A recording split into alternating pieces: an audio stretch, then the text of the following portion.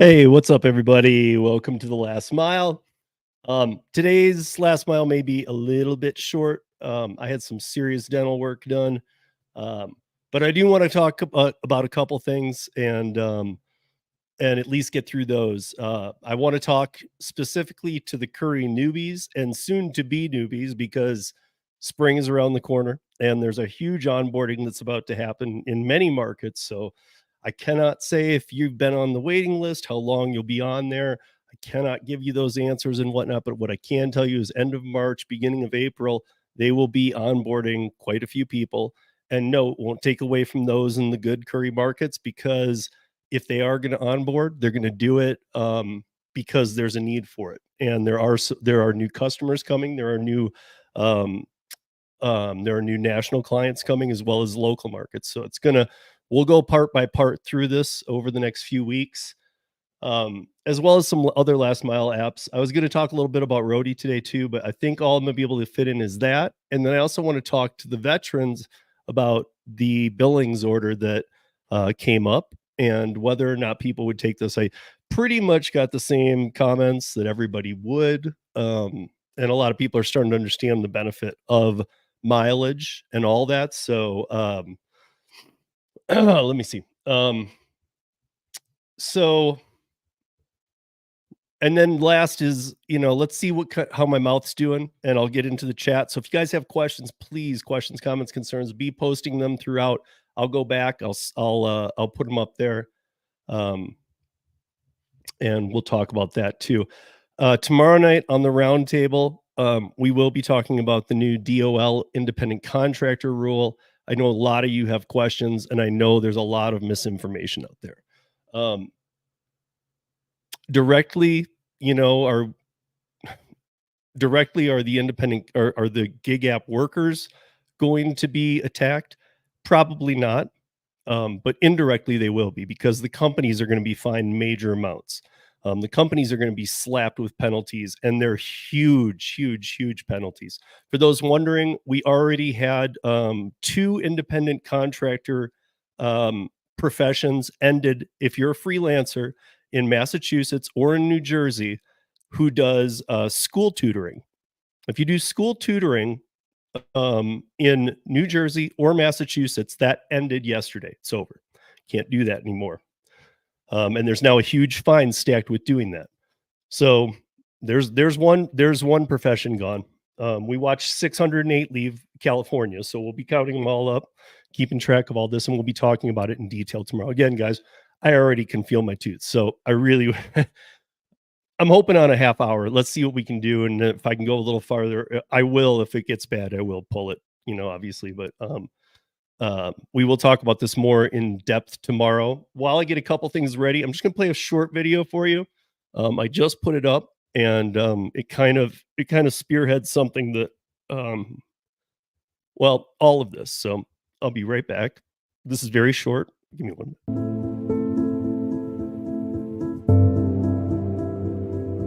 We need to stay independent. We don't need legislation or anybody changing where we're at. I need app-based gig work, and I need to stay independent in order to have a livable wage and work-life balance. Being an independent contractor allowed me to work the hours that best suits the needs for my family. This economy allows me to pick up my phone, take some orders, and make over 6 figures a year to do it. I'm not worried about all the things that, the higher ups want or my boss wants. It's 100% me. And I can do all the things that I want to do. I am a single mom of 2 boys. I need to have the flexibility to provide for them financially, but to also be home when they need me to. I use the gig app to help supplement my income as I help take care of my elderly mother. Being able to work the different gig apps on my time as an independent contractor helps me give an advantage to my children for school activities and other things that my W-2 doesn't quite cover. Please do not make me an employee. That is just not enough. Being a W-2 employee is not going to cut it for me. The freedom and independence of it, to be able to turn on the apps, shut them off anytime I want. I don't want that to be taken away. Let's stay independent, let's not change it, and let's keep it where it's at. Protect our freedoms, protect our rights, keep us independent contractors.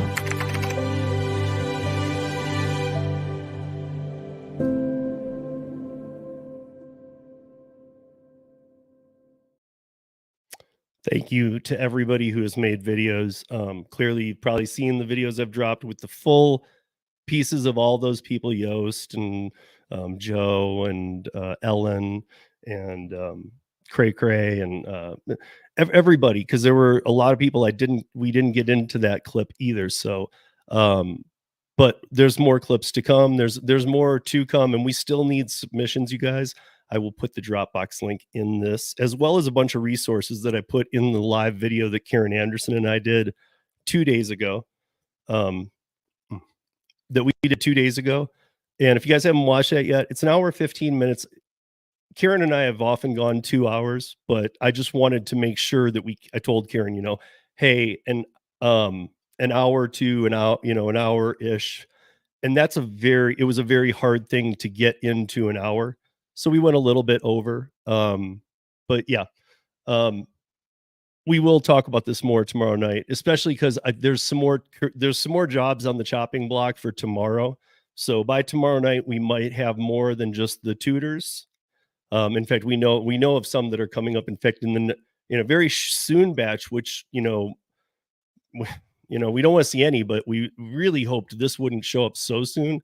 In a very soon batch will be the independent trucking industry, and I can't believe they're still on the chopping block, but they are. So, I think that all of you need to realize what a big part of the supply chain the independent truckers are. Don't think that we're covered if independent contractor truckers are gone. They make up over 50% of the trucking industry. So, owner operated 18-wheelers, they make up over 50% of the trucks out there. If you can imagine half of the trucks not operating, you can imagine we'll be in a bigger supply chain issue than we were when we had the toilet paper problems. So that said, we will talk about that more tomorrow night. Thank you for bearing with me through that. I do want to address this real quick. So to the newbies on Courier, listen, I want to make sure that your expectations are not so high that you're like, what the hell's going on? And I know I've talked to the team enough times that I know a lot of us in here multi-app, and I usually don't drop last mile on my audio podcast, but I'm going to drop this one. So the audio podcast listeners, because I know they'll be wanting to know this as well, is that a lot of you come from just Doordash. A lot of you haven't multi-apped. Maybe you're new to the multi-apping thing. Since day one, what I have fought for everybody is, listen, complete or no acceptance rate at all. There can't be one because you're an independent contractor. So we can't have acceptance rate. Oh, excuse me. That's my tooth to the audio podcast listeners. So there can be no AR. The only other thing that I really ask is full transparency. Don't have an AR. Don't judge me on metrics you can't use by any code, Barella, IRS, ABC, any of that. If you can't find a test that has it in it already, that's an existing test, then it can't be in these gig apps either if we're independent contractors. If it is in these gig apps, then we're not independent contractors, and that's a whole different conversation.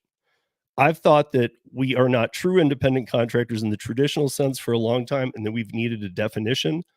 That definition probably will be laid out. And if you heard at the very beginning of this, you heard Yost say, listen, we don't need legislation. Listen, that all of us don't want that, but to be true and respectful to Sergio, my friend Sergio, we're probably going to be getting legislation in a lot of states. And then we run into a whole different battle too about the state versus the federal level. Karen and I talked about this on the podcast on Monday. So if you didn't see it, please go back and watch it. Scrabble joined us as well. Raised on Scrabble, if you know her. She doesn't do a lot of lives, but I had her join us because she always has some good comments about this stuff. But yeah, to the Courier newbies, here's what I want to say for expectations. Listen, you're not going to be fed crappy Doordash orders, one after one after one after one. So when you come onto this, especially now in the winter, when you come onto this and you say, hey, I'm only seeing 3-4 orders in a day. That's 3 or 4 more than I saw last winter or the winter before. Now, here in my market, I'm seeing about, 15 plus a day. And that's 15 more than I was seeing last winter or the winter before. Winters get slow on Curry. A lot of it depends where you live, I guess. It's the same thing as how the market does. Here in Denver, we are weather dependent. So when the weather gets bad, a lot of it's paint, a lot of it's construction needs and whatnot. If those teams are off, there's no hot shots needed. So clearly the volume goes down. It's the same thing in the summer too. I can say that in the summer, listen, if there's like a brutal windy day or brutal cold and it's pouring rain, it could affect house painters and other things like that. And you might not see as many orders. It's kind of the opposite of like rideshare and food delivery, who sees surges in bad weather. It's kind of the opposite. The surges come on the nice days, to be honest, with Curry.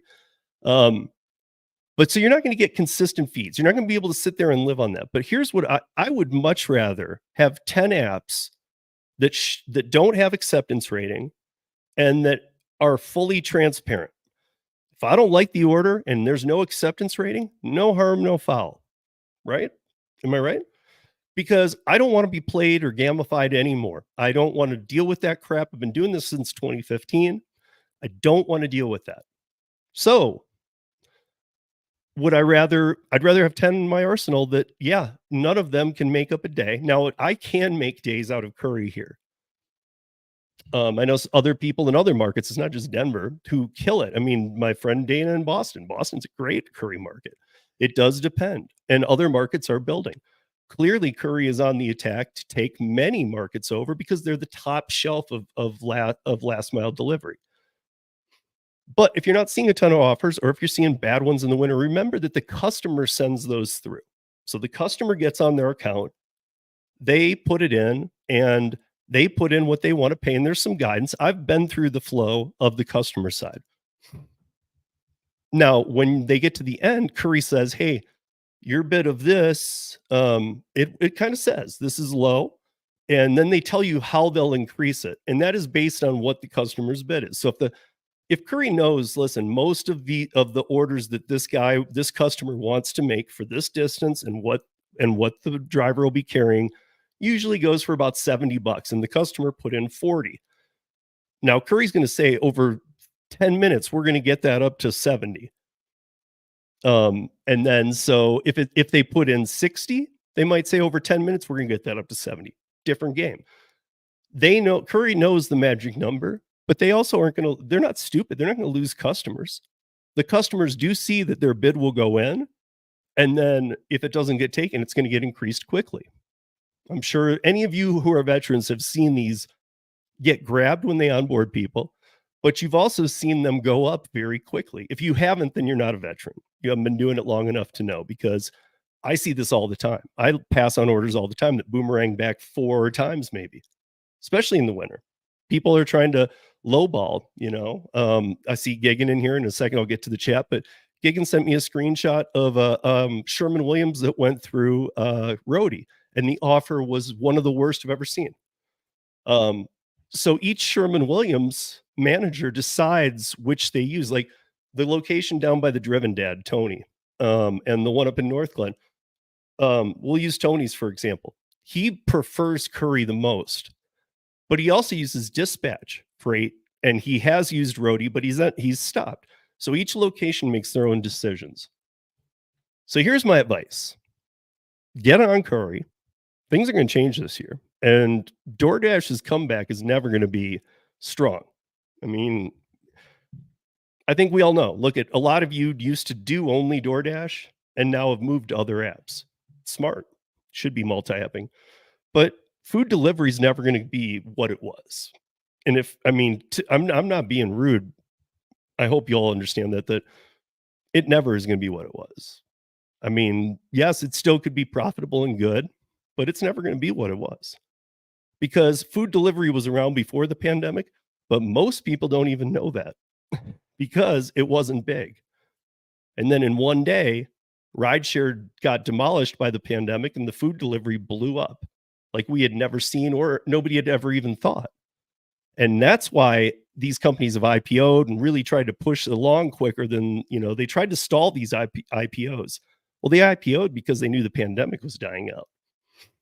So the volume's way down on DoorDash, way down. We know this. I mean, this isn't me talking. These are facts. You can go find them for yourself. There's all kind. You can go to ridesharerodeo.com. And then I heard Gary talking about it last week. And tomorrow night, I'll thank all those guys for doing that when I wasn't around. But if the second link over says gig news, I'll have to make it more prominent because Gary had gone to the website and he's like, I can't find the news website portion. It's the second link over at the ridesharerodeo.com on the top says gig news. So you can go there and you can find all of these. You can find the real stats yourself. Hell, you can find them. We can go and find DoorDash saying that their volume is down. I mean, listen, once you're public, you can't really, there's some things you can try and scam around, but you can't straight up lie.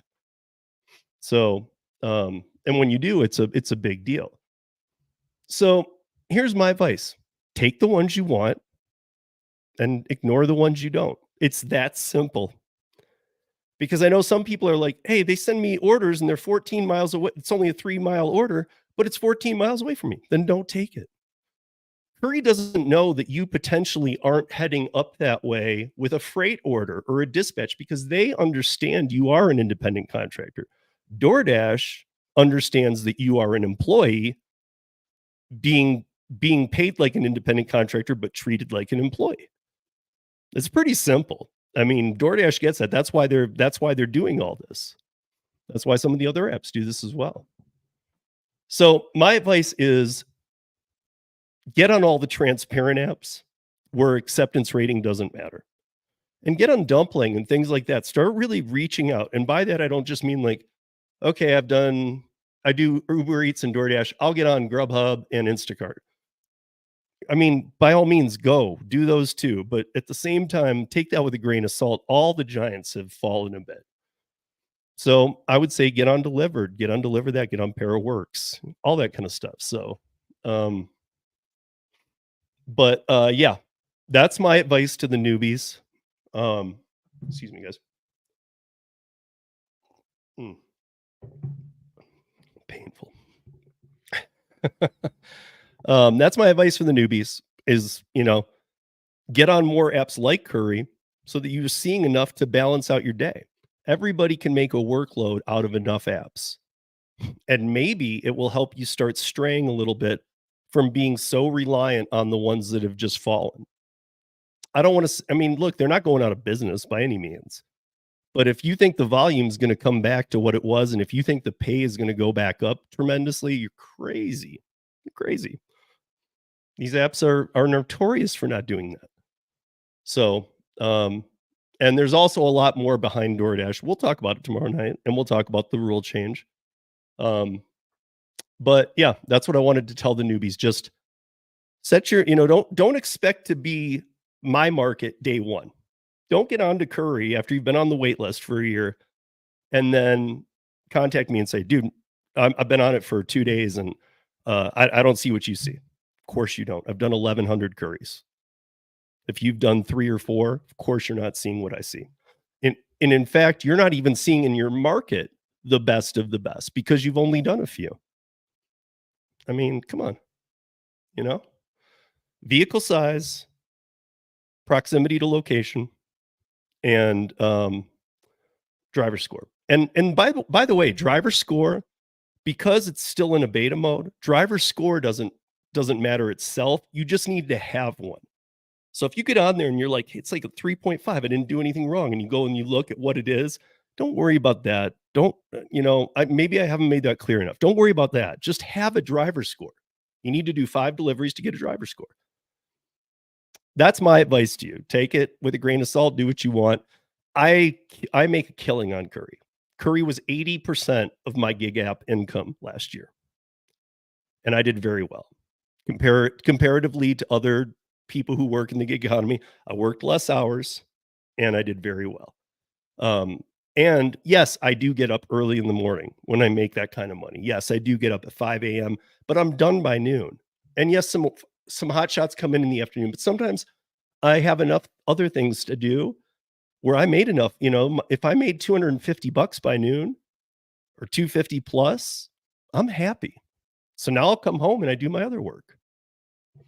Right? I mean, I don't know. It's just different. It's different mindsets, you guys. It's the way that some of the Amazon Flex people view the work. In some markets, it's great for them. In others, they can send you way out into nowhere. And who knows how long they'll be out there and whatnot. So to each his own. For me and for many markets, Courier is fire, but you gotta try a little bit. You gotta put a little effort in, and you also have to wait for spring. You can't if you've got on during the winter, don't judge it based on that. Just my personal advice. So, let's see. Before I go to the Billings, Montana one, and then I'll check Q&A, I'm just going to say hi to chat real quick. What's up, Kevin Hawthorne? What's up, Gigan? What's up, Ivanaska? Hey, David, how are you? And Traveler, what's going on?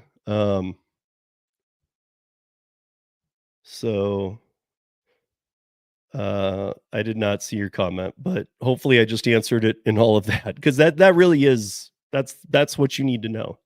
I will try and look for it after, but that's what you need to know. But yeah, guys. So listen, last mile next week will be at 3 p.m. Eastern, 12 p.m. Pacific, at least for the foreseeable future. I might change that. However, my day often with Curry ends around like noonish, and that's when I come home and do a lot of computer work and other things. So 1 o'clock for me works really well on a Wednesday. And actually, that's when this had initially started. So we'll try that out again, see how it works. And if you do miss it, you can always catch the replay. But yeah. And then always leave comments, you guys, on any of the videos, but especially like on these and stuff. You have Curry, if you catch it on the replay, put your comments in. If you're listening on audio podcast, you guys are great. You know how to get in contact with me. Just email me, steve@ridesharerodeo.com. That applies to you guys as well. So let's talk about the Billings offer, because everybody who's getting this stuff seemed to get that that's a great offer. There was a couple people saying, oh, that doesn't make any sense. The people who are getting it do understand that 68 cents per mile in tax write-off is huge. I don't know who's done their taxes for this year. I don't know who is getting back money. I don't know who's paying in. If you've done them correctly and you haven't done a lot of miles and your earnings are pretty high, I can tell you this: you probably owe money. Unless you have just a random group of circumstances and write-offs that you can have that most people don't. Most likely, if you made good money last year on the gig apps and you don't have a lot of miles, you're paying into taxes. And if you're not, and if you're doing them yourself, I would have somebody double check your work, because you don't want to fall to an audit. We've known a couple people who have fallen to audits, and every one of them has come out a loser. I'm just saying. I mean, I know that a lot of people are straight, but I'm just saying a lot of, even like with, and I don't mean that they did anything wrong, even with Uber drivers, they said that, where are all your client names? Well, I don't have them. Uber keeps those. Well, you're the independent contractor. So the auditors aren't even like, they understand, but they're just kind of ignoring you and saying, you still need to have it. Well, I can't get it. It's tough. We're going to fine you. So be careful on your taxes. If you haven't done them, don't rush them. If you are somebody who's very concerned, you can file for an extension. Do anything you need to do. And if you are past years, I was telling somebody this the other day, so I thought I would mention it today. If you owe past years, or if you haven't filed past years, you can everybody should have an IRS account set up. If you don't, go to the IRS website, set up one, because it also protects you from identity theft. You can set up a free account, and then you can see, like, I don't know if you guys know this, but if you go in at the end of January into the IRS website, and if you've created an account, you will see everybody that has filed that you did independent contractor work for them, because by January 20th, all of those have to be in.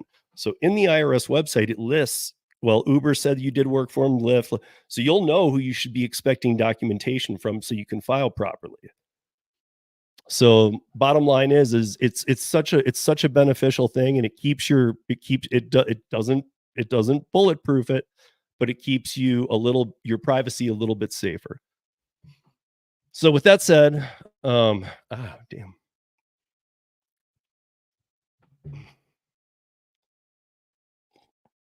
Excuse me, guys, that's hurting a bit. So let's get through this in case I start really hurting here. But yeah, let's take a look at this. So, okay. There's a couple issues here. If you see where Denver is and you see that number 1 on the map, you will also see underneath it 1 says Parachute, Colorado. Now go up underneath the money for $1,431.89. You will see that I am 208 miles from the pickup. Okay. And then it says stops, 1 stop, and it's saying the pickup to the drop off, which is Billings, Montana, is 583 miles or 588 miles. That actually was 530 miles. So it was 208. It was 208, 530, but it was 444 coming back. Like if I were just to drive because where that 1 is in Denver. Denver's the dot after the R on Denver. And the straight shot right down the highway from Billings to Denver is 444 miles. So if you add that all together, it's around 1,200 miles. Well, that's, first of all, that's 68 cents. It's about $850, $900 of write-off that I have immediately for next year. I made this is the payout for a 36 to 48 hours of your time.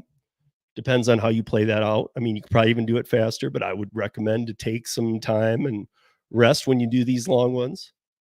But I hope everybody understands that that's an amazing pay. You want to do this. And like Geezer and I've told you many times, listen, mileage is a gig worker's best friend. If you're concerned about that, that's a different story. Like if your car might die if you take it more than 50 miles or you're just scared to take it out of your zone, okay, well then that's different. That's totally different. But Priuses can work on Courier. All kinds of things can work on Courier. And other apps are going to offer you these long hauls as well, especially in the summer. So here's the thing. Make sure you're ready for these, because if you don't want to do these long hauls, they're not all long hauls on Courier. I mean, I do a ton around town and make great money. But I love the long hauls because I get to write off the miles and the pay is usually very good. To me, that pay is very good. So I would recommend everybody take that. But to each his own. I don't know how you're playing the game. And again, one thing I do need to say is I don't know what car you drive either. I do need to put that into perspective. I don't think it should matter what car you drive in terms of if your car is able to do that and it's not a concern that it might break down or you're just scared to take it that far. If that's not your concern, you should be willing to put miles on your car, because you are using your car for gig work every day anyway. And we know the likelihood of an accident or issues happening with your car are 3 times higher in the city than on the highway. So driving around doing Doordash, you are much more likely to get into an accident doing this, that, the other. So weigh all this for what it's worth. I mean, take it with a grain of salt, but at the same time, understand, make a decision here. All right. Even though my car is my personal vehicle and my work vehicle, I understand that miles are going to go on to this. And I want to do that. That helps me in all kinds of ways. So yeah, that's really what I wanted to get through. Let's see if I can go a little bit longer here, you guys. Maybe another 10, 15 minutes. Like I said, I'm gonna have to cut it short. My mouth is really kind of killing me. So don't worry, I spit out all the blood before we started. So I think, let me see. So, okay, where was the first question I had? Okay, so Josh, should I contact them to make sure I stay active? Haven't had one since 12/20. Have you seen offers though, Josh? I mean, wait, you're not 3 months. Yeah, I mean, I've never been in that position. Not this year anyway. In the past years, like in the winter, I probably, well, not 3 months, but What Josh is referring to is they do a soft deactivation after 90 days if you haven't taken an order. But I'm not sure if they're forgiving during the winter or what. All it takes is a simple email to reactivation@courier.com, and you're actually reactivated the same. If you get it in before noon Pacific time, you're reactivated that same day. So you're not really deactivated, you're soft deactivated. And all that means is that they don't want to send you data if you're not going to take any. So take, if and that makes sense, doesn't it? I mean, if they're sending you orders, even if you don't like them, again, acceptance rating doesn't matter. None of that matters. They're just soft deactivating you, saying, hey, listen, let's, re-email us if you're interested in being on this platform. So I don't even know. That might have even changed. Maybe I need to check on that. So I'm glad Josh put that up, because maybe they're not doing that anymore. I don't know. That's not a question I've asked them in a little bit. So let me see. Do you know if they're doing this in Illinois? Doing what? Even Oscar, if you're still here, can you put in the chat what you are referring to here? And then I will absolutely answer it. Oh, hey, David. I don't know if I said hello to you. I didn't see you there, maybe. How are you? And Traveler again, what's up?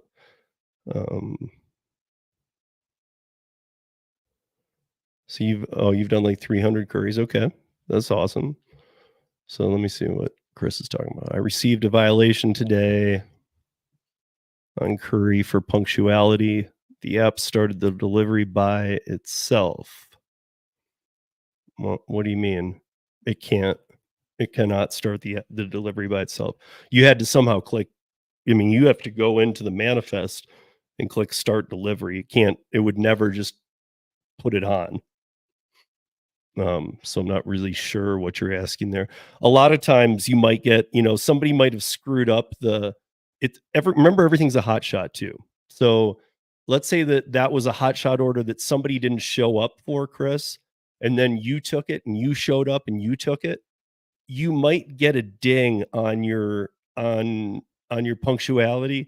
But like I just said, that's still in beta mode, the actual score in its meeting. But they understand that, like, you being late might not have been you. It might have been the driver before you who screwed up. So that I wouldn't worry too much about. I would be very concerned about the part where you say the app started itself. And I'd be very careful when contacting Courier about that, because make sure that you're very clear on your wording to them, because you don't want to say, hey, listen, the app started itself, because they know it can't do that. It cannot do that. You have to, once you even say, when an offer comes in, for those of you not familiar with what Chris and I are talking about, the offer comes in and you claim it, and then you have to go to your claimed offers and start it. And it's very procedural. So you would have to go into the manifest and start it. And that's a different part of the app. So it wouldn't start itself. So I don't know. I hope that, and then start by itself and didn't ask me to upload the picture. Wait, now I'm confused. Okay, so let me reread. So the app started the delivery by itself and didn't ask me to upload the picture. So that's two different things. Starting the delivery, you don't need a picture, because you'd be wherever you are starting. You hit start and you need to start going towards the deliver or the pickup. Now you're talking about the picture. That's a whole different issue. It didn't ask me to upload the picture. You have to, I make this clear all the time. You have to upload a picture with every Courier delivery. You have to. So at pickup and usually at drop off. So that should have been, and usually it won't even let you hit next anyway if you haven't at least uploaded one. I know that on some it doesn't require documents anymore, but on some it does. And again, guys, like, if I'm making this sound overly complicated, it's not. It's very easy. There's just more steps than putting a food delivery bag at a door. There's a little more to it because it's B2B. So what I would say is, I'm not really sure what happened there for you, Chris, because you're saying that the app started itself. It can't do that. And you're saying that it asked you to it didn't ask you to upload a picture. it doesn't really ask you anymore, but if you try and hit next, it won't let you, like if you're at the pickup and you haven't uploaded a picture of the pickup, it won't let you hit next to see where you're taking it for a delivery. Do you follow? So like it would have said, hey, I mean, it literally would have said, hey, you didn't upload a picture. So it wouldn't have let you say next. I'm not sure. And then same thing at the drop off. You can't finish until you hit, that you've uploaded a picture. Now, could you take a picture of your dog and upload it? Yeah, but they're going to notice that and get pissed. So, I mean, you got to also it's this easy picture. It's just saying, take a picture of picking it up. And I see below that it was from Whitecap Warehouse. I do Whitecaps sometimes too. I don't get a lot of them out here, but I do get some. And when I do, a lot of times though, those Whitecaps, they've got me pinged for time too, before. And as you know, Chris, by the way, guys, when we're talking about the driver score, if you get like one bad driver score, one of the coolest things about Courier is it only takes into account your last 5 deliveries. So all you got to do is 5 more and it knocks it off. So instead of sweating the actual score, I would just move on. But in Chris's case here, Chris, I would tell you that this is worth emailing them but I'd be very careful in the words because they know that our app can't start function itself. It wouldn't have just started you. So I'd be very careful and be very factual, like use times, screenshots, anything you got, but be very factual. But if you got dinged on a score, don't worry about the score. I know people who have a 2.8 and post to the Facebook group. And then I say on there that, hey, that doesn't matter. You have a driver score. That's all that matters. Like let's say you have a 5.0 driver score or a 2.0 driver score, it doesn't matter because it's in beta mode. They just want you to have one. Like having a driver score is basically, think of it as a 5 for right now anyway, because they understand it's not a perfect system. They understand that you're picking up orders that other people have screwed up. So, I was still waiting for the order at Whitecap. So now I'm even more confused. So if you were waiting, you obviously can't take a picture, but to get there, you needed to engage the offer yourself, but you wouldn't be able to upload a picture until you're done waiting and they've got you what you need. I've had to wait at places before too. I mean, that just happens. So not sure if I answered that or not. Well, I did to the best of my ability, but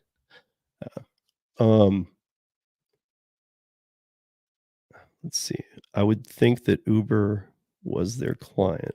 Well, you mean that the client was a customer of Uber's? Is that what you're saying?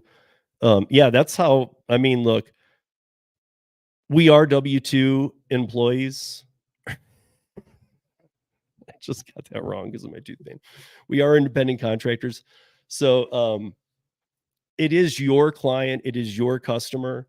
They are just feeding you. However, being a traditional independent contractor as well for many years, I can tell you every part of the traditional gig economy that I know, you can't, I do have to have that information. Who was your client? This was my client. This was my customer. And I have documents for all of that. With Uber and Lyft and stuff like that, you don't have your clients. That Uber has that. You're not going to have a list of, like, if you did 8,000 ride shares last year, you don't have 8,000 names ready to turn over in a audit. I think he's talking about the order onboarding. Oh, wait. App still says it's coming when they start in my area for my car type. Even Oscar, you can email me, steve@ridesharerodeo.com if you want, and send me a screenshot of what it says, because I know what you're saying, but I don't think that's exactly what it says. But I know what you're saying. I know what you're getting at. But also, you live in northern Chicago. You live in northwestern suburb Chicago, right? They are in that area. So my guess is you're still on the waiting list. There is one trick. We talked about this on a previous Last Mile, and maybe you missed it. We found this out because somebody had told me, and somehow we just worked through it one night, that they're like, I don't know why I've been on the waiting list so long. Blah. And so I'm like, everybody is. But we actually went through some steps and found out that even though they had onboarded to Courier, they had not uploaded their vehicle type. And as soon as they did, they were activated in 2 days. So I think I even did a short about it because I was like, man, make sure you guys that are on the waiting list, make sure you go in and add your vehicle type, because for some reason during the onboarding, I don't think it makes you do that. So then once they send you that thing that says, hey, you're accepted, but we don't have the volume in your area yet, that is their default that comes onto your screen. But really, they might not have your vehicle. If they don't have your vehicle, you'll never get off the waiting list. They have to have a vehicle. They have to know what pool they're putting you into. But if you want to email me a little more specific on that, because the onboarding, I mean, like I said, the onboarding's how it is, and it's, if you're on the wait list, you've been on it for a decent amount of time. I know other people who've come off it in the Chicago area, kind of recently, and they definitely weren't on it as long as many other cities. So I would check that. I would go into the app and make sure that you have a vehicle listed, and then email me if that's not the issue. Hey, what's up, Jason? By the way, guys, Jason, as soon as I'm done, well, I'm going to be done here in a few minutes because of this tooth pain, but at the top of the hour, so at what will it be, 8 p.m. Eastern, 5 p.m. Pacific today, is the Gig Economy podcast. Make sure to check it out. Always a good show. I never heard back from Courier, hoping you're outside of Dallas, right? Dallas has a lot of Courier drivers. I don't know, David, if you're on Facebook, but if you are, I would recommend getting on the Facebook group for Courier. It has been locked down because of trolls. So, but I'm an admin on there. So if I see you pop in, I allow everybody on. I'll pull everybody on. Just realize, don't get mad and start spewing off. It's not Twitter. And it's like the only group that they really keep an eye on. So don't be a jerk in there, because they will kick you out of the group. They won't affect your status on the app, but they will kick you out of the group. And the group can be very helpful. The Facebook group can be extremely helpful if you're on it. There have been 4 offers since down in Iowa. Okay, so I mean, it's a good question, Josh, and I will check. I will check for you. Because I need to know that answer too. But at the same time, you can email reactivation and just say, hey, I'm just making sure that, I won't get soft deactivated. I haven't seen a lot of offers, and I know spring's around the corner. I want to make sure that I'm in good standing, because I know you are like, you've done all the deliveries that you've taken perfectly. So they'll just say, oh, you're fine. And they might, like, if there is a 90-day reset, they might put it on, reset it for you. But again, if you were anybody that was to get soft deactivated, don't sweat it. You weren't deactivated. Just email reactivation@courier.com, and you will be, if it's by noon Pacific time, you will be reactivated the very same day. So if you're already on the platform and you just got soft deactivated for not taking one after 90 days, they'll reactivate you immediately. They're smart. Unlike other apps, they don't want to waste data. So, let's see. And the one I sent you said box truck. What, the crappy roadie one? You mean the one from last night? Yes, I know what you're saying, Steve, but I didn't have to click next because it was already showing me where it was going. Well, of course it does. It always shows you on the map when you accept it, because it's a transparent app. But you need to go into your orders and hit start. I've had other people do that too, Chris, and maybe you just spaced it today. I have spaced things sometimes with Courier too, but you need to go, once you've accepted it, you do need to go in and start delivery. And if it's not in there, you need to contact support right away and say, I can't start this, because you can't just go based off the map. You can't do that. And even when you pull up the manifest, if you don't click start delivery, you will see the address you're going to. So if you're hitting, okay, go there, but you didn't hit start, they're not recognizing it as starting, even though they're watching you move in real time. They don't know if you're starting the Courier delivery or if you're doing another something. So until you hit start, it really isn't engaging it. If She got an email. Yeah. So Chris, you can always email me, steve@ridesharerodeo.com. Pretty simple.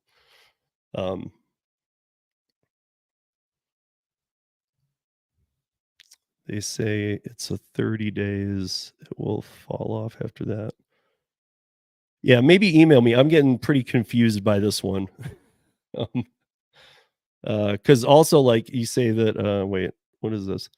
I'm going to do other app until the fall of the violation. So the violation, they don't do I mean, again, I'll check on Gigan's thing about the 90-day pause, but I'll also check on this because they don't do violation pauses. They just pretty much, if you do something really screwed up, like, okay, I've told you guys this before, but I'll say it again today. Alice has told me that many times they have deactivated DoorDash drivers that come over because she'll email them and say, hey, you're deactivated. And they're very nice about it. But then people have gone, why? What did I do?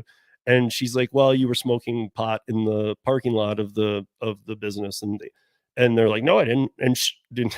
Because it's B2B stuff, everything's recorded. So she sends them the videotape of them smoking pot. If she says that you're deactivated for smoking pot, she will send you the video of you smoking pot in the lot. Can't do that. It's not DoorDash, guys. You can't do that. I mean, you shouldn't be doing it on DoorDash either. I'm not saying that. I'm not telling people what to do, but I'm just saying you cannot do it on Courier. You can't do it on Freight. You can't do it on Dispatch. They will catch you on all these because it's B2B stuff. So yeah, you're still on the waiting list. Okay. Maybe I don't remember when you got on the waiting list, even, Oscar. I mean, maybe you haven't been on as long as I thought, but I'm thinking you've been on for a minute. But maybe you should email me anyway. And by the way, when you're emailing me, if you use a second email with Courier, make sure you let me know what that email is. Because I can go and ask the team, like, hey, what's going on with this? But if even Oscar's emailed me before, I think, and if she emails me and I say, hey, what's up with this email? There's something going on here. Can you look into it for me? And they're like, there is no account associated with that. Maybe it's under another email account you have. So make sure you include the one that you are signed up for Courier with. You don't have to email me from it, but make sure you put it in there so that when I'm referencing it to them, I can ask them for you. And then, yeah, I mean, Traveler, I'm gonna address this. It's not just in the Courier group. There's just negativity on Facebook like you wouldn't believe. There's haters be haters on Facebook, straight up. I mean, go to any group. Haters be haters, and trolls be trolls, and they're everywhere. They're everywhere on Facebook. Every damn group has them. And to me, it's like, it's such a pain in the ass because it's like, dude, just at least spend a minute trying to figure something out before you just go off and start like hating. You know what I mean? Like, to me, and that's one of the reasons I'm an admin in there for them, is because I know that their tolerance is like, nope. But I've told them, like, hey, I'll get in there. Like, so if somebody posts something rational, hey man, this is upsetting me. You don't have to be like nice, but don't be an ass either. Just post it and say this is a problem. It's a group that they want you to be able to post, and the other drivers should see it too. But what they don't want is screw Courier, this and F that and blah blah. Yeah, no, it doesn't. They're not interested in those. They'll just look right over them because they actually don't even. I'm gonna be honest. I don't think they care if that's how you're acting. That's not who they're looking for to be doing the work. And I know you're not doing it, Traveler, but I'm saying, like, you've noticed what's going on there. Those people don't get deactivated, but they're also not getting the attention that they could if they just nicely worded what they want to say. I mean, let's be honest, as Kim says, kindness is always free. And as I sometimes try and add in there, kindness is earned. But at the same time, like, be nice when you get on a group like that and you have a question. It's legit. Put it up there. It'll get answered quickly by me, by other admins, and by the team. And if I see something I don't know, I can get it escalated in a half a minute. But I'm kind of getting to be the same way. If I see screw this and F this, and I know it's trolls that snuck through, and I don't really care. Why would I get into the middle of that? And why am I going to try and help them if it's all swear words? And this order sucks. Okay, well, I just went through that. There is no AR. So take what you want. Don't take what you want.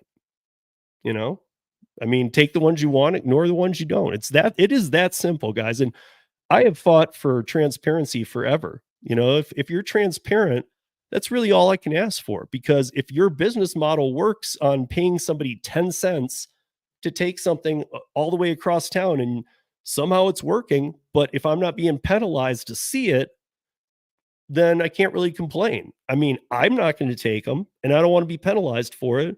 I'm probably not going to ever take an order on your app if those are the type orders they are. So, but at the same time, you know, I'm not going to go off and shoot myself in the foot. That's just stupid.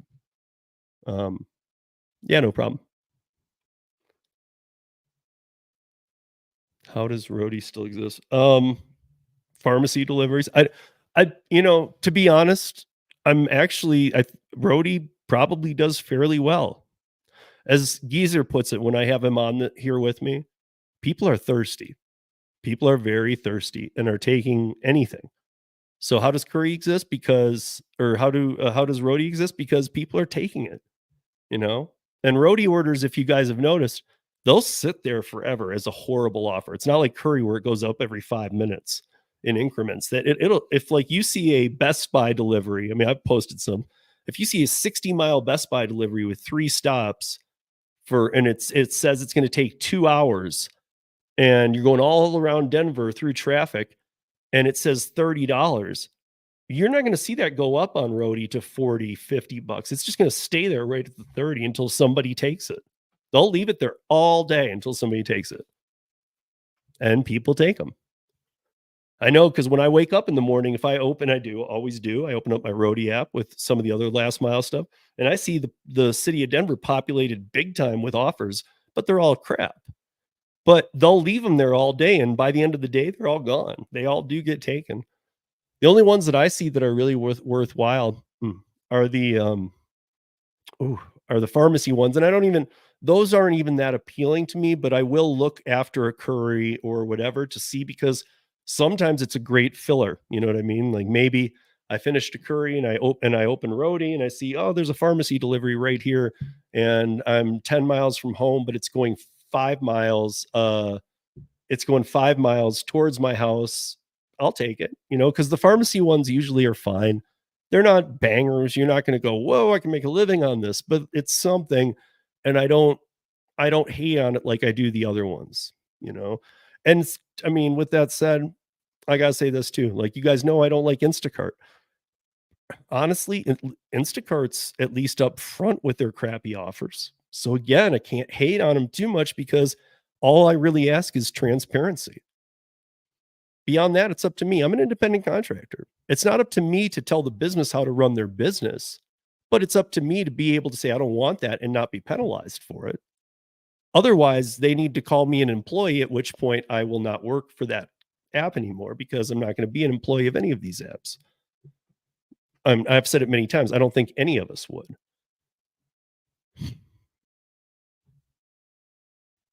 So hopefully I'm getting you guys on the audio podcast too, with all this. So I ignored one today for 165 for 110 miles one way. So you're talking about 220 for 165. Yeah, I mean, yeah, 220 round trip. Okay. Yeah, I mean, I like to get, 55, 160. To be honest, that's $1. That's $1.50 a mile, or that's $1 a mile going there and 50 cents a mile coming back, and that order will be taken. I would pass on it too. But at the same time, it's not the worst thing out there. It's not. Especially, I mean, look, guys, if you're on Doordash and you're making $250 working 7 hours, then great. You're making $250 plus working 7 hours on Doordash, great. If you're not, maybe it's worth looking into these other apps, because that's what I make. So I get up early in the morning and I have to bust my ass to do it, but that's what I make. So CVS, $10 for 2 miles. Yeah, but see, like, to me, at least in my market, that's very rare. Even since Shipt stopped doing CVS, even since they broke up and Roadie got the contract with CVS, that's rare. Like, I would normally see like $8 to $11 for usually like 3 to 5 miles. That's why I said I'm not going to rely on roadie, but it's a good filler here and there. But I guess that's fairly close. But it's not like all day those are there either, and one leads you to the next, and you can just follow a path, making $10 doing $2 deliveries. I can't anyway, and we have a pretty good market for roadie. Not good pay, but good volume. But that said, all the other volumes are down. So like springtime's around the corner, and with springtime around the corner, last mile is where it's at. It is. You can make a lot of money in last mile. And you don't have to do the long hauls. You don't have to do all those that I like to do. That's what I like. It might not be what you like. And on the East Coast, I've had a lot of people tell me, dude, the long hauls can be a big pain because you got to go through a ton of cities and there's tolls. And you get reimbursed for that on roadie and on Courier and on other things. But they've just told me the long hauls can be a pain, but it depends which long haul it is. Like Dana, my friend in Boston, if he had a long haul going up anything north of there, like towards Maine, Vermont, any of that, he'd do it. But if he had something going south and he has to go through New York City and all that, that's a pain. So that's a whole different animal than I tackle out here in the middle of the Rockies. So with that said, you guys, I have a big pain in my mouth, and I guess the timing is good because in 3 minutes, the Gig Economy podcast starts. So I'm going to go ice my face. I'm going to go have some water, and thank you all for joining. And tomorrow night on the round table, hopefully I'll be feeling a little bit better. We will definitely be talking about some Doordash stuff, and we will definitely be talking about the independent contractor rule. So that said, join me back here next week on Last Mile, because we're going to talk about a bunch of other apps too. We are creeping up on spring. So it's the time. And until then, be safe, earn smart, and be good to each other, everybody. Peace.